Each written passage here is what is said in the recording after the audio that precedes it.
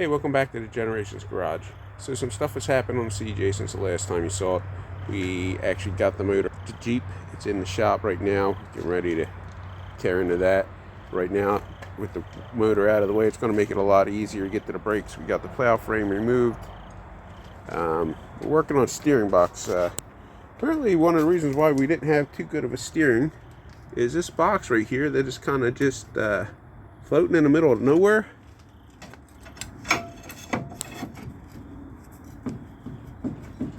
Should be attached to somewhere. I'm not, I gotta find out which bolt holes it goes in.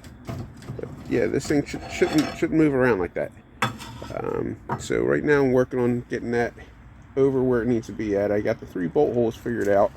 I think I'm gonna have to disconnect the entire steering box and get that back in line. And once we get the steering, we're gonna pull it out. We're gonna power wash it off. We're gonna get into these brakes. Find out where I'm losing my brake pressure at. I'm going to go with the rubber lines are probably clogged on both sides with the amount of rust. Probably just end up replacing both brake lines.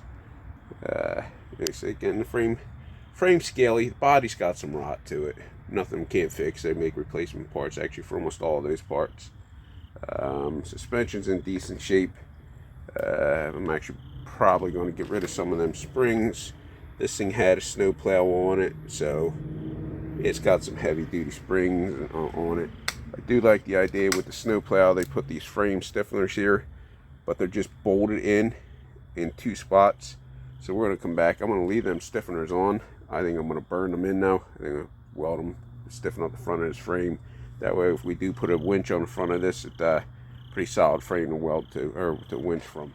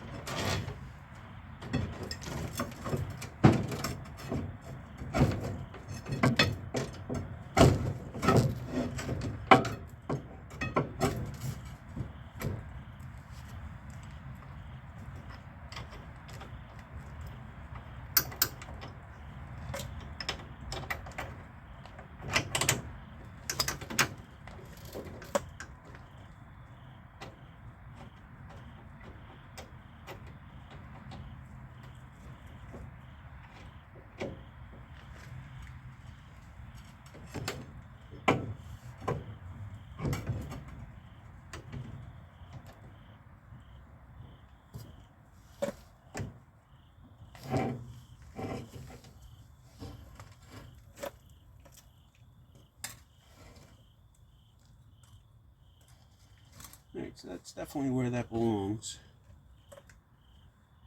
The bolts I'm using aren't the right bolts for the job. They're just something that I found laying around. I'm going to have to go in and get the right bolts for the job. You can hang on for a minute while I do that.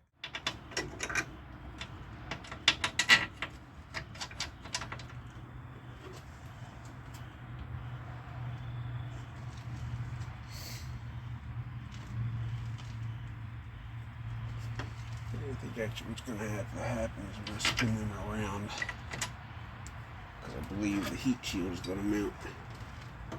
Yeah, there it is. So we'll leave that nut off of that bolt, because there's a heat shield that actually mounts to that we're going to have to get to.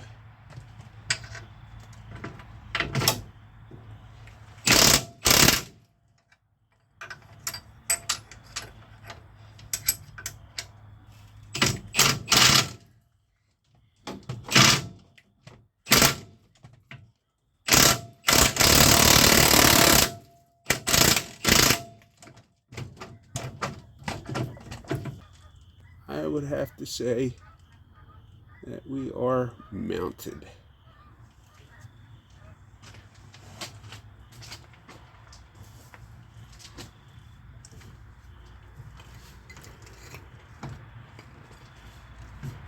You can actually turn the wheel,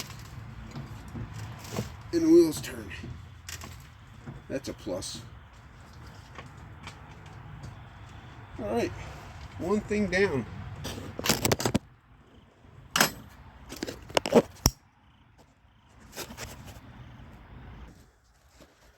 And we got our motor on our stand here, ready to come out. Or come apart rather. We're probably going to start pulling some plug wires and stuff off of this. Just checking plugs. I already got the flywheel. I have to take the flywheel off and send it out to get it smooth. But here's our clutch, our flex plate,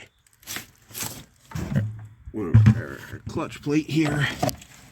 It definitely seen better days. I think 9% of its problems was sitting there, but it's fairly thin. Those clutches are a lot thicker than that to begin with. It doesn't look in too bad a shape. You can see if you look at it, it's missing some rivets. Like, right where my hand is, there's a few rivets missing. And so what part of the problem was with this was our pilot bearing here seized into the output shaft of the transmission, and it was actually locking the motor and clutch and everything together. So I got that to break free by jumping and dropping the clutch a couple times, having the thing on, floored, and then dropping it on the ground with a jack, and got it to break free. And if any of you know what I'm talking about, they're really just a pain in the butt to rebuild. I could try my hand on it, but I'm probably going to yank it off and put a holly on. I'd love to eventually, if I'm going to use this for four-wheel and whatnot, excuse me, I'd love to take this apart and actually put like a projection system or some kind of, even a throttle body fuel injection, maybe 2-barrel on it from maybe a 4.3 liter or even a 3.8 liter GM motor, later model GM motor, like a Pontiac Grand Am or something like that, or we'll see. It would be nice to fuel inject it that way for the reliability, but right now I'm trying to keep everything stock on this first phase of it, because I just want to drive it around. I want to drive it around with that rust on it and everything, just because I think it looks cool. So that's it for tonight, and we'll pick it up at another point. We're going to be actually starting on doing some stuff with the with Troy's truck out there. Actually, I think our next video is going to be just a simple maintenance video. I got to do an oil change and some work on the Dodge, the workhorse of the fleet. The 2017 Ram needs an oil change, and it's got some other stuff. There's some small issues, and it's getting the time of year where we need to put the plow tires back on it and get it ready for winter time. It's mid-October already, if you can believe it. Well, that does it for this video. Thanks for watching. Don't forget to hit the like and subscribe buttons. Keep an eye out for the next video, where we'll be doing more work on the cj5 and probably getting in some other project trucks and cars too. Thanks, and see you later.